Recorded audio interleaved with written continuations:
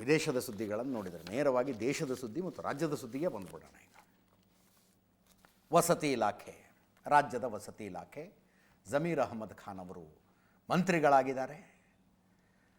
BR Patil ಅಂತ ತುಂಬ ಹಿರಿಯ ಶಾಸಕರಿದ್ದಾರೆ, ಆಳಂದದ ಶಾಸಕರು, ಕಾಂಗ್ರೆಸ್ಸಿನ ಶಾಸಕರು. ಅವ್ರದ್ದೊಂದು ಆಡಿಯೋ ಬಂತು, ಆಡಿಯೋ ಲೀಕ್ ಆಯಿತು.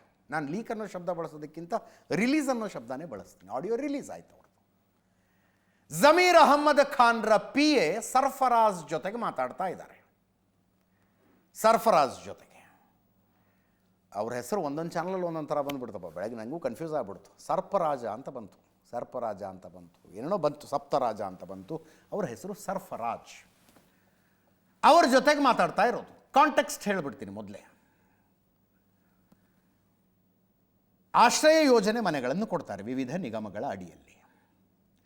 ಅವುಗಳನ್ನು ಕ್ಷೇತ್ರವಾರು ಹಂಚಿಕೆ ಮಾಡ್ತಾರೆ. ಇಂತಿಂಥ ವಿಧಾನಸಭಾ ಕ್ಷೇತ್ರಕ್ಕೆ ಇಷ್ಟಿಷ್ಟು ಇಷ್ಟಿಷ್ಟು ಅಂತ. ಅದಕ್ಕೊಂದು ನಂಬರ್ಸ್ ಇರುತ್ತೆ, ಒಂದು ಕ್ಯಾಲ್ಕುಲೇಷನ್ ಇರುತ್ತೆ. ಅಲ್ಲಿ ಎಷ್ಟು ಜನ ಮನೆ ಇಲ್ದವ್ರು ಇದ್ದಾರೆ ಅದೆಲ್ಲದರ ಮೇಲೆ ಇರುತ್ತೆ. ಹಾಗೆ ಹಂಚಿಕೆಯಾದ ಮನೆಗಳನ್ನು ಹೊರತುಪಡಿಸಿ ಕೆಲವು ಸಲ ಎಕ್ಸ್ಟ್ರಾ ಮನೆಗಳು ಬೇಕಾಗ್ತವೆ. ಯಾವುದೋ ಊರಿನಲ್ಲಿ ಮನೆ ಇಲ್ದವ್ರು ತುಂಬ ಜನ ಇರ್ತಾರೆ, ಬೇಡಿಕೆ ಇರುತ್ತೆ ಆ ಊರಿನಲ್ಲಿ, ಇನ್ನೊಂದು 50 ಮನೆ ಕೊಡಿಸಿ, ಇನ್ನೊಂದು 100 ಮನೆ ಕೊಡಿಸಿ ಅಂತ. ಹಾಗೆ BR ಪಾಟೀಲರ ಆಳಂದ ಕ್ಷೇತ್ರದಿಂದ ಜನ ಅವ್ರ ಹತ್ರ ಬೇಡಿಕೆ ಇಟ್ಟಿದ್ರು, ನಮಗಿನ್ನೊಂದಷ್ಟು ಮನೆಗಳ ಬೇಕು ಅಂತ. ಅದಕ್ಕೆ BR ಪಾಟೀಲರು ವಸತಿ ಇಲಾಖೆಗೆ ಒಂದು ಪತ್ರ ಬರೆದಿದ್ರು, ಇಂತಿಂಥ ಗ್ರಾಮಗಳಿಗೆ ಇಷ್ಟಿಷ್ಟು ಮನೆಗಳು ಕಡಿಮೆ ಇದ್ದಾವೆ, ನಮಗೆ ಮನೆಗಳನ್ನು ಸ್ಯಾಂಕ್ಷನ್ ಮಾಡಿ ಅಂತ. BR ಪಾಟೀಲರಿಗೆ ಸ್ಯಾಂಕ್ಷನ್ ಮಾಡೋಕ್ಕಾಗೋದಿಲ್ಲ ಅಂತ ಹೇಳ್ಬಿಟ್ಟಿದ್ರಂತೆ. ಮನೆಗಳಿಲ್ಲ, ಕೊಡೋಕ್ಕಾಗೋದಿಲ್ಲ, ನಂಬರ್ಸ್ ಇಲ್ಲ ನಮ್ಮ ಹತ್ರ ಅಷ್ಟು ಅಂತ. ಸರಿ, ಇಲ್ಲ ಅನ್ಕೊಂಡು ಇವ್ರು ಸುಮ್ಮನಾಗಿದ್ದಾರೆ. ನೋಡಿದ್ರೆ ಇವರದ್ದೇ ವಿಧಾನಸಭಾ ಕ್ಷೇತ್ರದ ಬೇರೆ ಬೇರೆ ಗ್ರಾಮ ಪಂಚಾಯಿತಿಗಳ ಅಧ್ಯಕ್ಷರು ನೇರವಾಗಿ ಬೆಂಗಳೂರಿಗೆ ಬಂದು ತಮ್ಮ ಊರಿಗೆ ಬೇಕಾದ ಮನೆಗಳನ್ನು ಸ್ಯಾಂಕ್ಷನ್ ಮಾಡಿಸ್ಕೊಂಡು ಹೋಗ್ಬಿಟ್ಟಿದ್ದಾರೆ. 100 ಮನೆ, 150 ಮನೆ ಎಲ್ಲ ಸೇರಿ ಒಂದು 950 ಮನೆಗಳನ್ನು ಸ್ಯಾಂಕ್ಷನ್ ಮಾಡಿಸ್ಕೊಂಡು ಹೋಗ್ಬಿಟ್ಟಿದ್ದಾರೆ. ಊರ ಮರ್ಯಾದೆ ಏನಾಗಬೇಕು ಇವ್ರದ್ದು, ಶಾಸಕರದ್ದು? ಹಿಂಗಾದರೆ MLA ಆದವ್ರು ಜನರ ಮುಂದೆ ನಿಂತೆ ಮನೆಗಳು ಇಲ್ಲಪ್ಪ ಕೊಡ್ಸೋಕ್ಕಾಗಲ್ಲ, ಮುಂದಿನ ವರ್ಷ ನೋಡೋಣ ಅಂದಿರ್ತಾರೆ. ಅದೇ ಊರಿನ ಗ್ರಾಮ ಪಂಚಾಯತ್ ಅಧ್ಯಕ್ಷರು ಬಂದ ನಾನು ಮಾಡಿಸ್ಕೊಂಬಂದಿದ್ದೀನಿ ನೋಡ್ರಿ 100 ಮನೆ ಅಂತ. ಶಾಸಕರಿಗೆ ಇಲ್ಲ ಅಂದವ್ರು ಗ್ರಾಮ ಪಂಚಾಯತ್ ಅಧ್ಯಕ್ಷರಿಗೆ ಹೆಂಗೆ ಕೊಟ್ಟರು? ದುಡ್ಡು ಕೊಟ್ಟಿದ್ದಾರೆ ಅವರು. ಇದು ಆರೋಪ ಅಲ್ಲ, ನಡೆಯೋದೇ ಹಂಗೆ, ಅದು ವ್ಯವಸ್ಥೆ ನಡೆಯೋದೇ ಹಾಗೆ. ತಮ್ಮ ಲಿಂಕ್ಗಳನ್ನು ಬಳಸಿ ಆಯ್ತಪ್ಪ, ಶಾಸಕರು ತಮ್ಮ ಮತದಾರರ ಮೇಲಿನ ಪ್ರೀತಿಯಿಂದಾಗಿ ಮನೆ ಕೊಡೋದು ಕೊಟ್ಟಿದ್ರು, ಆಗಲಿಲ್ಲ. ಗ್ರಾಮ ಪಂಚಾಯತ್ ಅಧ್ಯಕ್ಷರು ತಮ್ಮ ಮತದಾರರ ಮೇಲಿನ ಪ್ರೀತಿಯಿಂದಾಗಿ ಅವರಿಗೆ ಮನೆಗಳನ್ನು ಹಂಚಿದ್ರ ಅಂದ್ರೆ ಇಲ್ಲ. ಒಂದು ಮನೆಗೆ ಇಂತಿಷ್ಟು ಅಂತ ಫಲಾನುಭವಿಗಳ ಹತ್ರ ವಸೂಲಿಯಾಗಿರುತ್ತೆ ದುಡ್ಡು. ಇಂಥ ಕೇಸ್ಗಳನ್ನು ನಾನು ಕಣ್ಣಾರೆ ಕಂಡಿರುವುದರಿಂದ ನಿಮಗೆ ಹೇಳ್ತಾ ಇದ್ದೀನಿ, ಕಣ್ಣಾರೆ ಕಂಡಿರುವುದರಿಂದ ನಾನು ನಿಮಗೆ ಹೇಳ್ತಾ ಇದ್ದೀನಿ. ಒಂದು ಮನೆಗೆ 10,000, 15,000, 20,000, 25,000 ವಸೂಲಿ ಮಾಡಿರ್ತಾರೆ ಹಳ್ಳಿಗಳಲ್ಲಿ. ಸ್ಯಾಂಕ್ಷನ್ ಮಾಡಿಸ್ಕೊಂಡು ಬರ್ತೀವಿ ನಿಮಗೆ ಅಂತ. 20,000 ವಸೂಲು ಮಾಡಿದ್ರೆ 5,000 ಗ್ರಾಮ ಪಂಚಾಯತ್ ಅಧ್ಯಕ್ಷರು ತಾವಿಟ್ಕೊಳ್ಳೋದು, 15,000 ಬಂದು ಇಲ್ಲಿ ಕೊಡೋದು, ಒಂದು ಮನೆಗೆ ಇಷ್ಟು ಅಂತ ಕೊಡಿ ನಮಗೆ ಅಂತ ಸ್ಯಾಂಕ್ಷನ್ ಮಾಡಿಸ್ಕೊಂಡು ಹೋಗೋದು. ಅಲ್ಲಿ ಕಂತುಗಳು ಬಿಡುಗಡೆ ಆದಾಗಲೂ ಕೂಡ ದುಡ್ಡು ವಸೂಲು ಮಾಡ್ತಾರೆ. ಕಂತುಗಳ ಬಿಡುಗಡೆ ಆದಾಗ ಕೂಡ I am the eye witness for these things. ಕಣ್ಣಾರೆ ಕಂಡಿರೋದಕ್ಕೆ ಹೇಳ್ತಾ ಇದ್ದೀನಿ. ಯಾವಾಗ ಹಿಂಗಾಯ್ತಲ್ಲ, BR ಪಾಟೀಲರಿಗೆ ಸಿಟ್ಟು ಬಂತು. ಫೋನ್ ಹಚ್ಚಿದ್ರು ಸರ್ಫರಾಜ್ಗೆ. ಫೋನ್ ಹಚ್ಚಿ ಮಾತಾಡಿದ್ರು. ಏನು ಮಾತಾಡಿದ್ದಾರೆ ಅಂತ ಕೇಳಿಸ್ಕೊಳ್ಳಿ ಒಮ್ಮೆ. जी सरफराज। हाँ साहब, हाँ साहब। राजीव गांधी हाउसिंग कॉर्पोरेशन में जो लोग जाके पैसा देते हैं उनको घर मिला है। ये हो रहा है क्या, धंधा हो रहा है क्या? नहीं सर, ऐसा हो ही नहीं सकता सर, क्योंकि घर ही नहीं है तो देंगे कहाँ से सर? अब कितने घर दिए अब? सर जो MLA मिनिस्टर्स आपने जो रिक्वेस्ट किया, this was 2 years back when the new government came into power sir. Now we have asked for about 43,000 houses जो लैप्स हो गए. जो मेरा लेटर भेजा था वो नहीं हुआ, वही लेटर ग्राम पंचायत के चेयरमैन मेरे पास से लेके गए, वो पैसा दे के लेके आए घर मकान। अब हमारी इज्जत क्या रहेगा?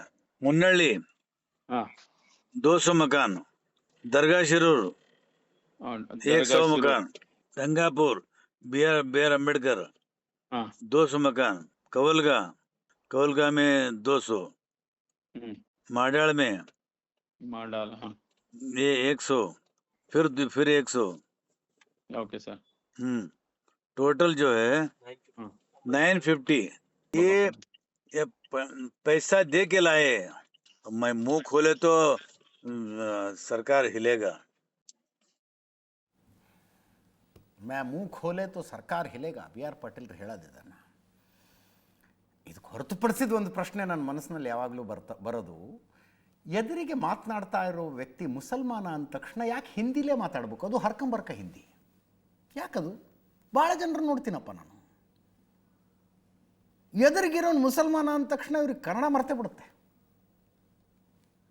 ಬಿ ಆರ್ ಪಾಟೀಲ್ ಹಿಂದಿಲಿ ಮಾತಾಡ್ತಾರೆ. ಮೇರಾ 950 950 ಅಂತ ಬಂದಿಲ್ಲ ಅವ್ರಿಗೆ, 950 ಅಂತಾರೆ. ಇರಲಿ, मैं मुँह खोलूँगा, मेरा मुँह खुला तो ಸರ್ಕಾರ ಹಿಲ್ ಜಾಯೇಗಾ. ಬಿ ಆರ್ ಪಾಟೀಲ್ ಹೇಳೋದು, ನಾನು ಬಾಯಿ ತೆಗೆದ್ರೆ ಸರ್ಕಾರ ಅಲ್ಲಾಡ್ಬಿಡುತ್ತೆ ಅಂತ.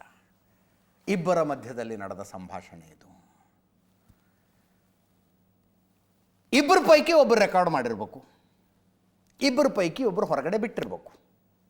ಸರ್ಫರಾಜ್ ರೆಕಾರ್ಡ್ ಮಾಡುವ ಸಾಧ್ಯತೆ ಇದೆಯಾ? ಅವ್ರು ಹೊರಗಡೆ ಬಿಡುವ ಸಾಧ್ಯತೆ ಇದೆಯಾ? ಸರ್ಫರಾಜ್ ಗೊತ್ತ್ರಿ, ಇಂಥ ವಿಷಯ ಹೊರಗಡೆ ಬಂದರೆ ತಮ್ಮ ಸಾಹೇಬರು ಜಮೀರ್ ಅಹ್ಮದ್ ಖಾನ್ರ ಮಾನ ಮರ್ಯಾದೆ ಬೀದಿಗೆ ಬರುತ್ತೆ ಅಂತ. He would not have done it. Clarify ಮಾಡಿದ್ದಾರೆ, ನನ್ನ ಹತ್ರ ಇರೋದು ಐಫೋನ್ ಸರ್, ಇದರಲ್ಲಿ ರೆಕಾರ್ಡೇ ಮಾಡೋದಕ್ಕೆ ಬರೋದಿಲ್ಲ ಅಂತ. ರೆಕಾರ್ಡ್ ಮಾಡಿ ಹೊರಗಡೆ ಬಿಡುವ ಸಾಧ್ಯತೆಯೂ ಕಡಿಮೆ. ಸರ್ಫರಾಜ್ ತಮ್ಮ ಸಾಹೇಬರ ಮರ್ಯಾದೆ ಅವ್ರು ಯಾಕೆ ಕಳೀತಾರೆ? ಹಾಗಿದ್ರೆ ಯಾರು ಬಿಟ್ಟಿರೋಕ್ಕೆ ಸಾಧ್ಯ? ಬಿ ಆರ್ ಪಾಟೀಲ್ ರೇ. ಅದಕ್ಕೆ ಹೇಳಿದೆ ನಾನು, ಆಡಿಯೋ ಲೀಕ್ ಅನ್ನೋದಿಲ್ಲ, ಇದನ್ನು ಆಡಿಯೋ ಬಿಡುಗಡೆ ಅಂತೀನಿ ನಾನು. ತಮ್ಮ ಮತದಾರರು ಕೇಳಿಸಿಕೊಳ್ಳಲಿ ಅಂತ ಬಿಟ್ಟರು, ಅಥವಾ ಈ ವಿಷಯ ರಾಜ್ಯದಾದ್ಯಂತ ಚರ್ಚೆ ಆಗಲಿ ಅಂತ ಬಿಟ್ಟರು, ಒಟ್ಟಿನಲ್ಲಿ ಬಿಟ್ಟರು, ಹೊರಗಡೆ ಬಂತು ಆಡಿಯೋ. ಹಿಂಗೆ ಬಂದ ಮೇಲೆ ಇದು ಯಾರದ್ದೋ ಧ್ವನಿ, ನಂದಲ್ವೇ ಅಲ್ಲ, ಮಿಮಿಕ್ರಿ ಮಾಡಿದ್ದಾರೆ ಅಂತ ಹೇಳುವ ಸಾಧ್ಯತೆಯೂ ಇತ್ತು. ಇತ್ತೀಚಿನ ದಿನಗಳಲ್ಲಿ ಅದು ಈಸಿ, ಅದು ವಿಡಿಯೋ ಬಂದರೆ AI ಕ್ರಿಯೇಟ್ ಮಾಡಿದ್ದು ಅಂದ್ಬಿಡ್ತಾರೆ. ಹಂಗೆ ಹೇಳಬಹುದಾದ ಸಾಧ್ಯತೆಯೂ ಇತ್ತು. ನಮ್ಮ ರಿಪೋರ್ಟರ್ ಮಾರುತೇಶ್ ಫೋನ್ ಮಾಡಿದರು ಬಿ ಆರ್ ಪಾಟೀಲ್ರಿಗೆ, ಏನು ಸರ್ ಇದು ಆಡಿಯೋ? ಹೌದಪ್ಪ, ನಂದೇ ಅದು. ಒಂದು ಸ್ಪಷ್ಟೀಕರಣ ಬೇಕಾಗಿತ್ತು, ಮಾತಾಡ್ತೀರಾ ಅಂದ್ರೆ ನಾನು ಮುಖ್ಯಮಂತ್ರಿಗಳಿಗೆ ಕೊಟ್ಕೋತೀನಿ ಅಂದ್ರಂತೆ ಬಿ ಆರ್ ಪಾಟೀಲ್. ಮಾಧ್ಯಮದ ಕ್ಯಾಮರಾಗಳ ಎದುರಿಗೆ ಮಾತನಾಡಲಿಲ್ಲ, ಮುಖ್ಯಮಂತ್ರಿಗಳಿಗೆ ಭೇಟಿ ಆಗುವ ಪ್ರಯತ್ನ ಮಾಡ್ತಾ ಇದ್ರು. ಭೇಟಿ ಆದರೂ ಇಲ್ವೋ, ಸ್ಪಷ್ಟೀಕರಣ ಕೊಟ್ಟರೋ ಇಲ್ವೋ ಗೊತ್ತಿಲ್ಲ.